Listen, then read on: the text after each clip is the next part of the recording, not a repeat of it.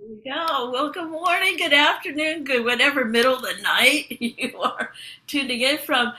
Yep, it's Transformation Tuesday, November 25th, 2025. And in the country where I live, United States, it is the week of where we celebrate Thanksgiving. Thanksgiving on Thursday. So I want to read just a little bit of a passage to you, if that's okay. Oh, yes. First of all, who are we? This is Transformation Tuesday, where we gather each week, and we've been gathering each week since March of 2020, where we bring in people from all over the globe with ideas, possibilities to shift and uplift the planet. And what if it gets easier and easier as we share whatever it is? So I want to read to you from this daily word. The word for today is anticipation. Isn't that a good one, Amaya? Yeah, it is really a good one. Go for it. Yes, anticipation. So here's the little affirmation. Anticipation energizes me and increases my joy. Looking forward to a special event is an energizing feeling. Tending to details and doing the prep work focuses my attention on the love and care I feel for those whose company I will share. So we are in November 2025, and our topic this whole month has been alignment. So let's take a deep breath in and bring to mind what that word means for you. Hmm. Alignment. I know when I'm in out of alignment for sure. My car goes bumping down the road. It's like that ain't it. So we've been having these great topics on alignment and becoming more and more aligned to the person who we are meant to be right here, right now. So I am so thrilled to have my guest from way up there, Helsinki, Finland, Amaya, right? And I want to introduce her to everyone. Amaya Rodriguez Ruiz, also known as Amrita. Yeah. I love how you call yourself a modern monk. Wow. Transformational life coach and cum laude PhD in environmental toxology. We're going to definitely dive into that. Since February 28, she has immersed herself in the exploration of consciousness, that still, spacious awareness between all form, and therefore, inevitably, in the deep study of mindset, energy, and nervous system regulation. Her work is not about fixing or improving, but about remembering who we are beneath beliefs, attachments, past experiences, and conditions, allowing our most authentic self to emerge with purpose. With a deep background in meditation and more than 12 years teaching practices of presence, self inquiry, and universal principles, Amaya has guided individuals and communities internationally. Amaya unites analytical precision with spiritual depth, devoted to truth, compassion, and a life lived in profound identity. Wow. So come on in here, Amaya. Tell us a little bit about yourself, how you got here, where was it that you heard your calling, and anything else. I know it's Yeah. nighttime up there too, so yeah. Yeah. Yeah. Thank you for reading that, Judy. Hearing from you feels like, wow, who is that person? How did I come here? How did I arrive to that description? Well, I have always loved nature. I have always loved um, animals, and I have been feeling that connection to nature. And I had a hiccup with humanity. Some things happened. And actually, I decided I wanted to study the only thing that at university you can learn, which is it doesn't turn around humans. Because if you study whatever you study at university, is always revolving around humans. I don't know if you noticed. I did. And biology is the only one that you study about what is out there, and I thought that was gonna give me some answers I was looking for.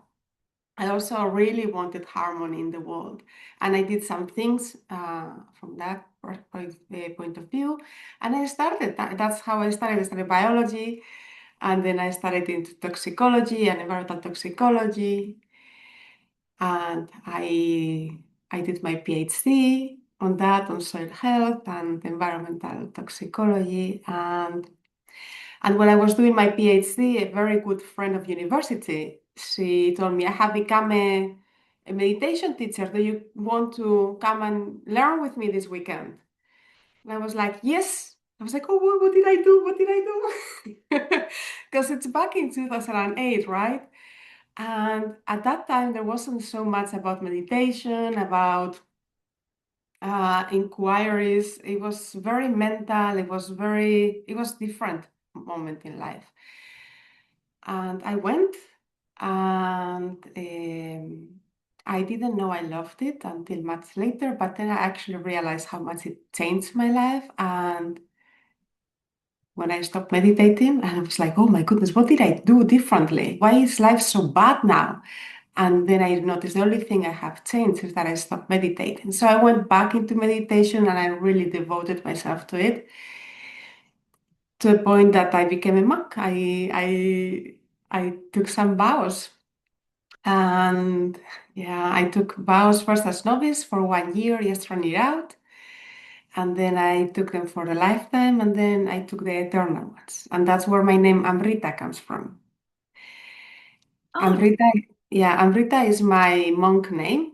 And it's like my teacher said that that was the essence that I was incarnating here. Amrita is the goddess of immortality, is the nectar of immortality. And so, yeah, and then I learned about Mary Morrissey, and she was talking about the things I was experiencing that we were talking about in the meditation area in a very practical, very pragmatic, very straightforward way. And I loved her energy, and I said, I need more from this woman. And that's how I was closer, and then I decided to become a certified coach with her because I have been coaching people, but without actually having any coach instruction, only meditation instruction. And I did everything with my best will, and of course, I failed so many times. But that's me, right? Try and error. well, you know, so much of what I see is you outside in nature, and would love to have you, you know, take us a moment in time where you were out on your walk. I think you told me the last time that you do forest walks. Mhm. Uh, it, Tell us more about what that is and take us into an experience, could you? Of course, and I can share you the last one I had that, well, actually, the last one was yesterday. Oh my goodness, the one from yesterday I could also share. I was going to share the one from Sunday. But the one from yesterday is on Instagram, so you can go and check it there. I will share you the one from Sunday. I knew I wanted to go deep into the forest, and so I took the car, and even though it was only 1 hour left by the time I was going to arrive of any light, I still did it, and I went to the forest. We are in Finland, so it's dark now by 3:30 p.m. So I made it there, and I just started walking in that forest. There was this path and in between it's a very thick Christmas trees around, and some birds, and it was, I don't know why, but it was very silent. Actually, lately, every time I go to the forest, it's really silent. And walking there, I could start feeling the energy of all these trees, it's like an uplifting. So it would be like if an energy would come and it would sweep me down from my feet up into my head, and then it would actually liberate any energy, any baggage, anything. And while keep on walking, really attentive to where I was stepping, there was ice, there were stones, there was roots. Uh, that energy really filled me up, and it's like really like cleansing and really surrendering to that what it is, so everything just melts, whatever it's not there, and whatever it's not there, no, whatever it's not needed to be there. And yeah, so I just had this walk, and I just knew I didn't need to have a very long walk. Very often and I have very long walks or like fast ones, but just on Sunday was really like I just needed to feel that groundness, that pull into the roots, but also the uplift, and then just allow that to happen energetically, right? And on my way back, I was just standing there. Everything was very quiet. The forest was almost empty, right? It was almost dark, so everybody had left. And all of a sudden, I see this black bird on the path, and he's just there eating something, and I'm just observing. And I started taking the camera out. Typically, they don't like the cameras, but he was okay with the camera until I started walking towards him. Then he flew, and then he went up into the tree and he started singing. He was singing and singing and singing for me. And it was just so delicious to be there. So, such a communion of just being there. And that's what I feel when I go there. I allow the experience to be the way it needs to be. I allow myself to be supported and held. And yeah. Wow. And since we are talking about alignment, it's a very good alignment tool to be us to really connect with our deepest part and who we are beyond the masks and the titles and the past experiences and just yeah, align to ourselves. So, could you talk a little bit about that? Well, I love how you describe it, and you brought me right there. So, could you talk a little bit about the alignment with, you know, I believe in, an alignment with the souls, spirits of those birds, of the trees, and um, when do you sometimes hear sadness in the alignment? Or, what is some feeling? I know the feelings, like as you go in and connect with the trees or that, what are Yeah. some of the feelings or messages that you're getting? Wow. Yesterday in a walk, actually, I noticed a very different energy from two different trees. One, I was, well, actually, even on Sunday too, like I was experiencing, a memory came up actually on Sunday while I was there. I don't know if it has to do with new moon and Scorpio or whatever, or something that I'm just naturally cleansing. And the memory came up, and there was grief, sadness, and in me in that memory, and also a bit of shame actually, because I should have known better, right? I should have not been doing that. And so I observed it, I saw it, and then I kind of leaned into one of the trees, and the sadness was there, it was still heavy.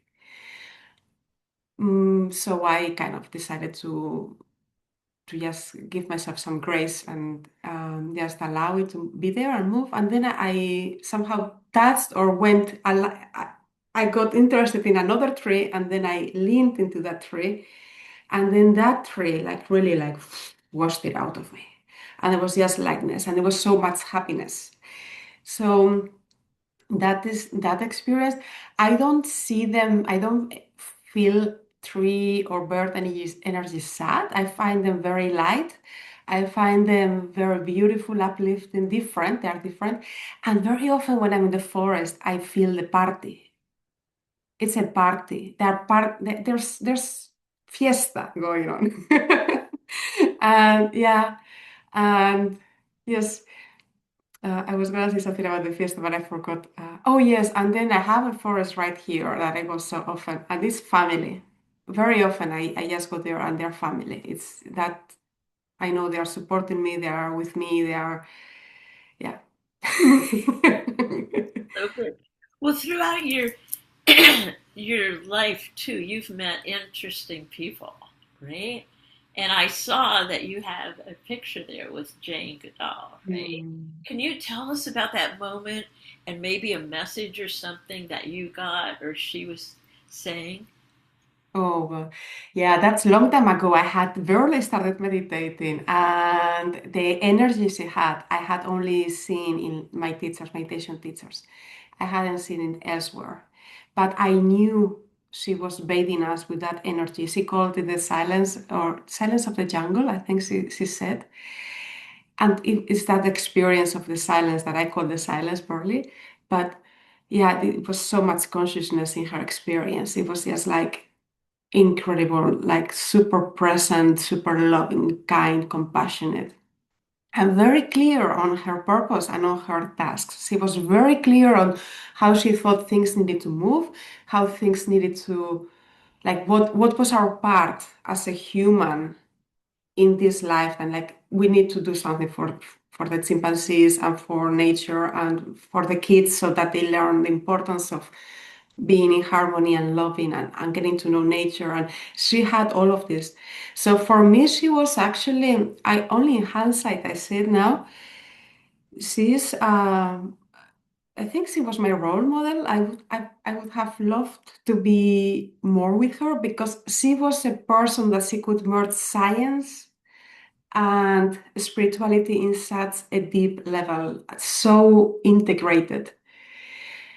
And nobody from the scientific community would doubt her now, right? When she was young, yes, not not of these last years of her life.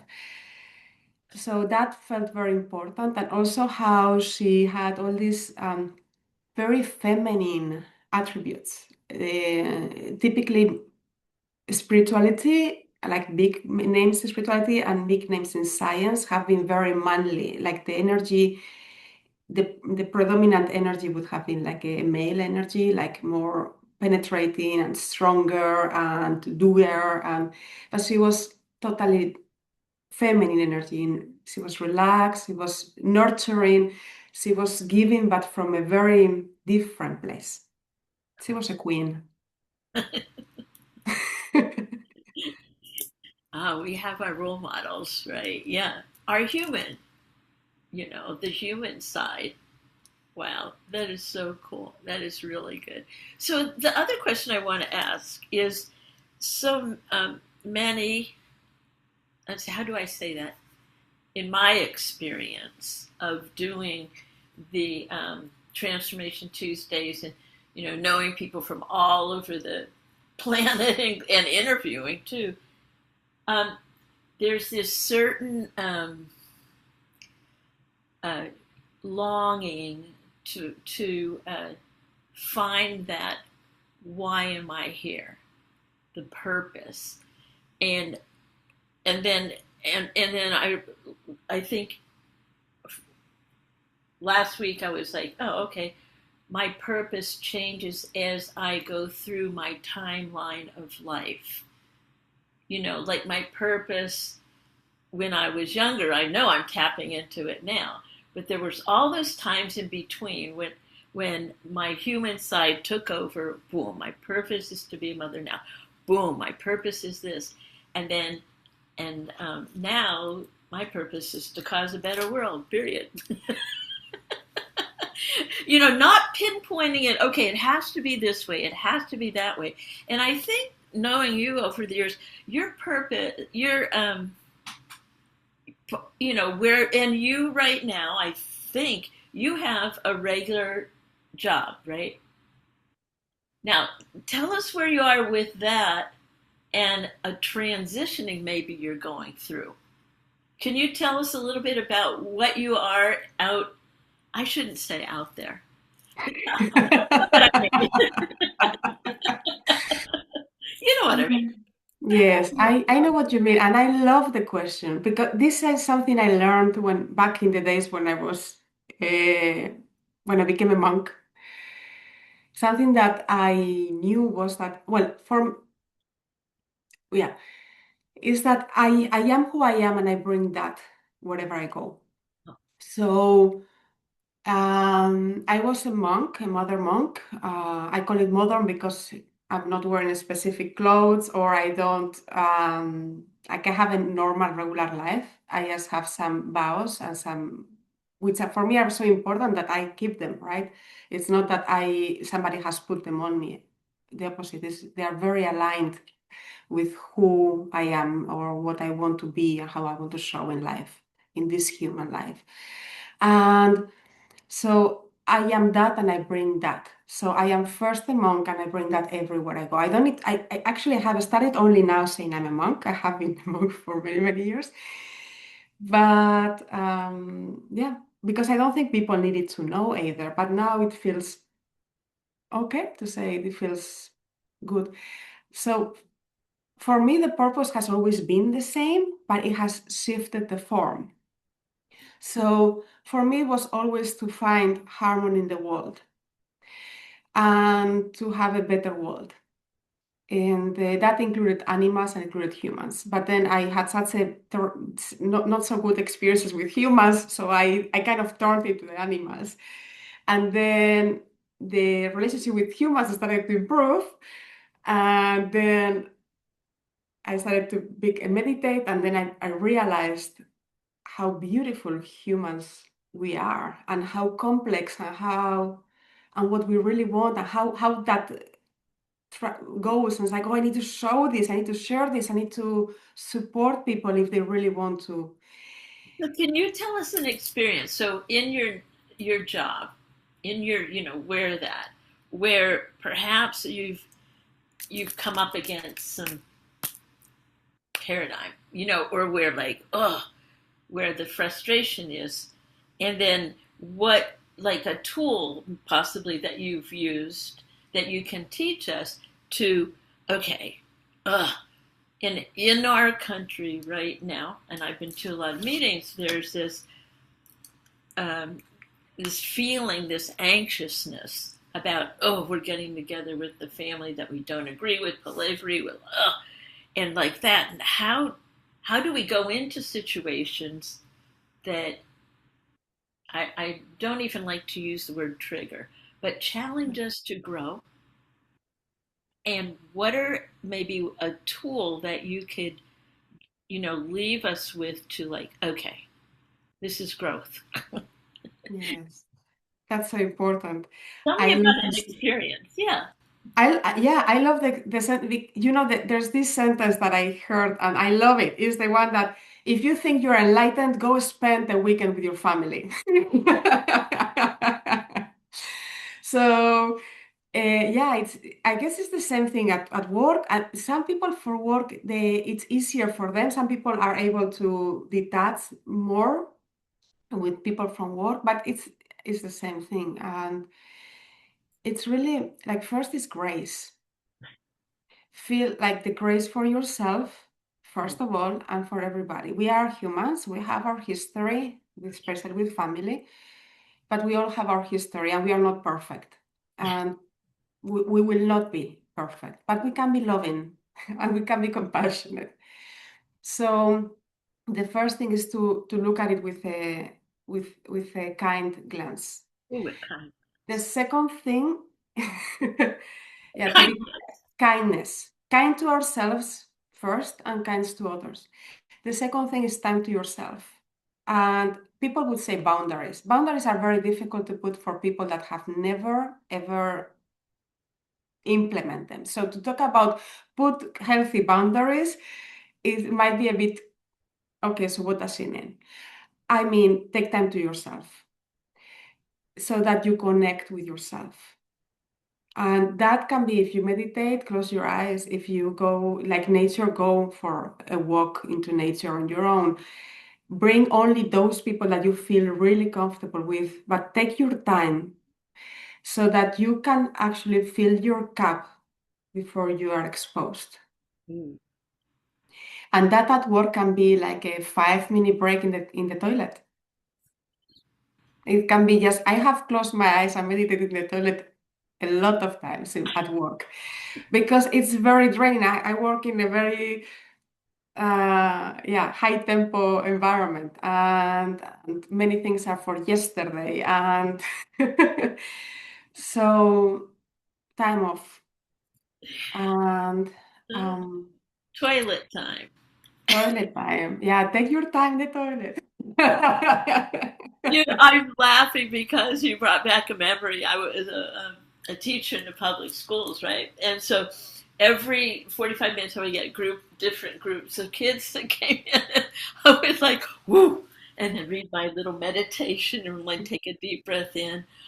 Okay, because they deserve to have the fresh me, whether it's in the morning or afternoon. And boy, that was a lot of work. Anyway, toilet time. I love it. And, be kind to yourself first. That's a kindness to yourself. Yeah. So, And thankful for those people in your life. Like find what is that you like from them. Like everybody in our baseline, we are good people. Some people, some people have some mental issues or have through some very hard things in their lives that they have some kind of strange way of thinking. Well, if you find those very, very strange way of thinking, which is only like 5% of the population, just walk away as much as you can. But besides that 5%, everybody in our baseline are good people.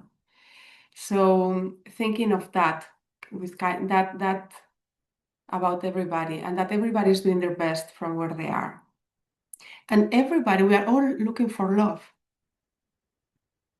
We are all looking for love always.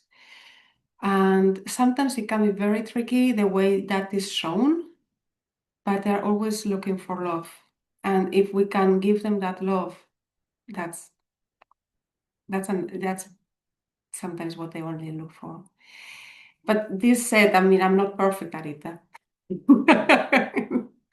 Not at all. the monks are not perfect. or anyone else out there. So I'll tell you what, let's take a deep breath in, and I would love to have you, if you would, um, lead us in if it's okay with you, lead us in a little meditation as we go through this week. And also, next week, we're coming into December, which, whatever it is, a meditation that would, um, well, you'll know what to download, but Yes. something about staying in alignment. Yeah, go ahead. Yes, I wanted to share something that was coming up before and I kind of pushed it down. Yeah. It's about alignment and something, a trick I have actually myself to know when I am outside of alignment going to work. I go to work by bike, but it's the same if you go by car or if you go anywhere. Like what I see, what I have been, like I have years of seeing this, like years, is that when I'm not in alignment, when there is chaos in my mind or stress or whatever, when I'm not in alignment, it's a crazy road. People jump, the bike in front just breaks, or somebody just doesn't look, or it's just like, what's going on? And it's not what's going on, it's like I am out of alignment. So as soon as I realize that, I come back. For me, like it's just to shift awareness, but it can be take a breath, or it can be the way you have it to come back. But yes, come back. Because then whenever I do that, the path clears. And it's always like that. So it's like, what's going on? Ah, it's me. Okay, let's go. So yeah. All right. Thank you so much. Will help us with the meditation, if you would. Yes, I will do that. So yeah, let's first of all sit comfortably, wherever you are. If you're laying down, that's also okay. Just sit comfortably. If you can put your feet down on the floor and notice how you're coming to this moment. There might be some thoughts. Your heart might be going fast. There might be some ideas. Just let them be. And as you breathe in through your nose, keep observing yourself. And now exhale through your mouth as if you would have a straw. In the next inhalation, and inhale from your nose. And exhale through your mouth as if you would have a straw.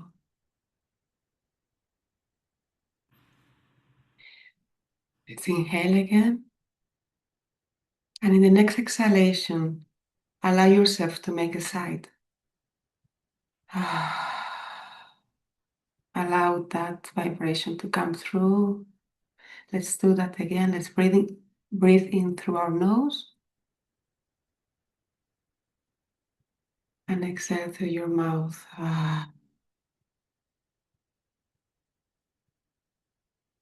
Breathe in again through our nose. Next time, notice the word release when you're releasing the air, and allow everything which is not required right now to go down, down, down, down. Like if you would be in a shower, allow it to go down, down into the earth. Allow the earth to hold it for you and to transmute it into something beautiful for you and for everybody. Let's breathe in again through our nose. And exhaling, think the word release. And then allow everything to go down, down, down, down, down. You may even want to see it as a gray cloud going down, down, down into the earth. And allow Mother Earth to transmute it into something beautiful for you and for everybody. In the next inhalation.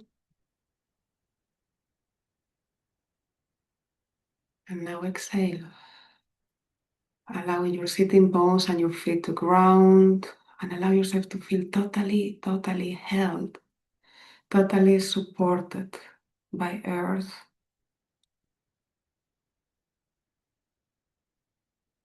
In the next inhalation, allow the sides of your waist and the lower part of your tummy to go up, or your belly to go up. In the next exhalation, allow your shoulder blades to fall and allow that little openness in your chest to happen. Fill your lungs with air. Feel that you may have now a little bit more of a space for that air to come in. And notice that you are not the one choosing to breathe. Something bigger than you is breathing for you. The heart has 10,000 more magnetic field than our brain. Can you feel it? Can you feel your heart? Can you feel how big your magnetic field of your heart is?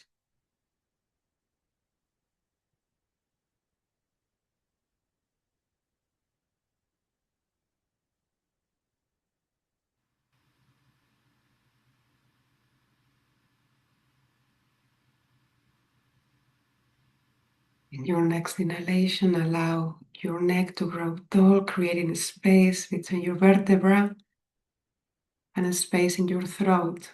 whatever you say and you create to be clean and clear. In the next exhalation, allow your jaw to fall, your tongue to fall, fully releasing any stress you may feel holding. Your next inhalation, allow the top of your the ceiling of your mouth to go up, and you may feel the air that is coming into you now cooler. Enjoy it, feel it, and allow that extra sensation of extra air, extra nourishment coming to you.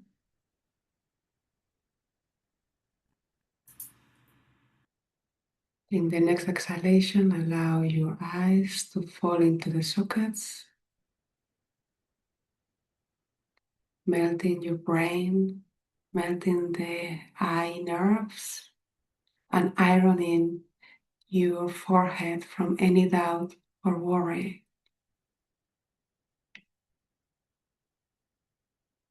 Allow any thought to melt, as creating huge space in your head. In the next inhalation, allow the top of your head to grow tall and feel, visualize, or see a column going upwards. A column going into pure wisdom, pure consciousness, the Father, the lighthouse.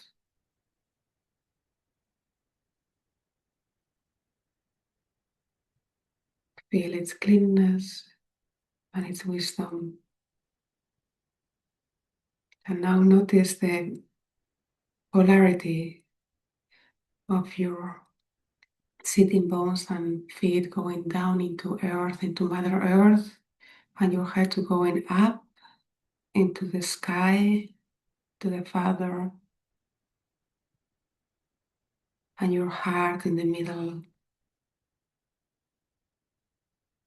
your center in the middle.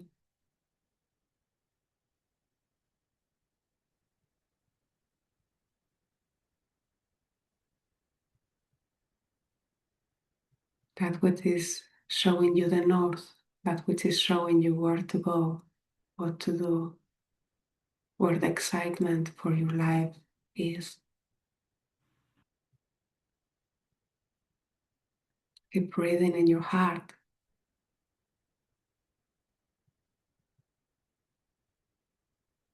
And notice now the space we have created in our bodies, in our physical bodies, and in our energetical bodies.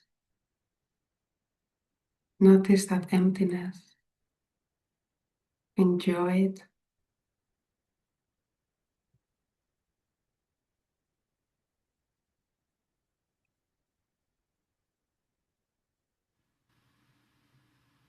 Feel it.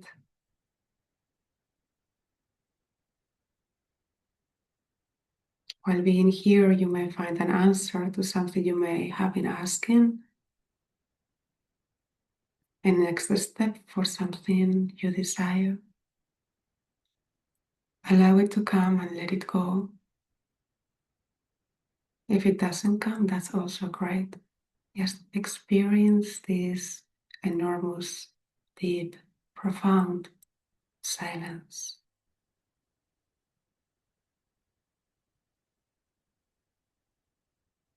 How does it feel for you today? Enjoy yourself.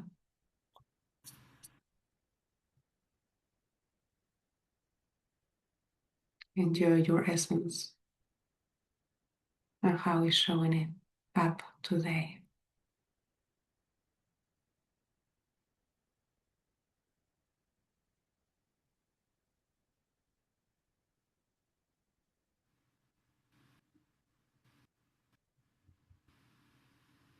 With this feeling, keep this feeling in your memory.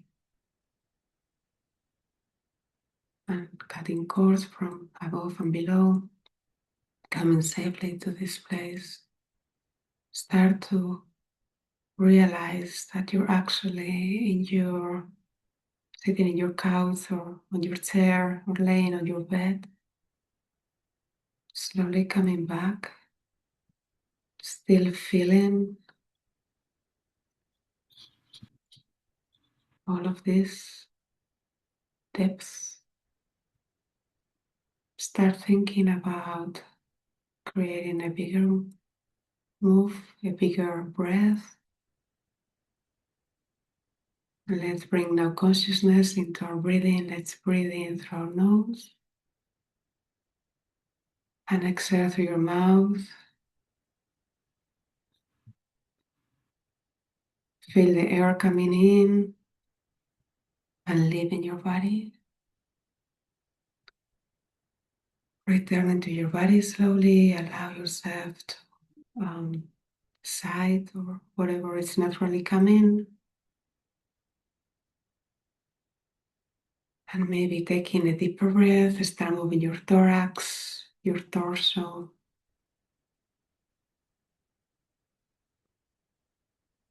Maybe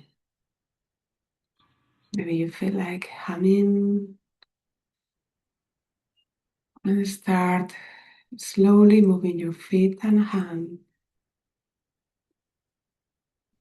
followed by your arms and legs, and followed by your whole body. Allow your body to move as it needs to move. And whenever you're ready, very kindly and very gently, open your eyes. Welcome back. Wow, thank you so much. Wow, beautiful. Thank you so much. And I want to put a blessing on you from our whole community. We love you, we bless you, and we see your work in the world now and for all to come. Thank you so much. Oh. My pleasure. Thank you.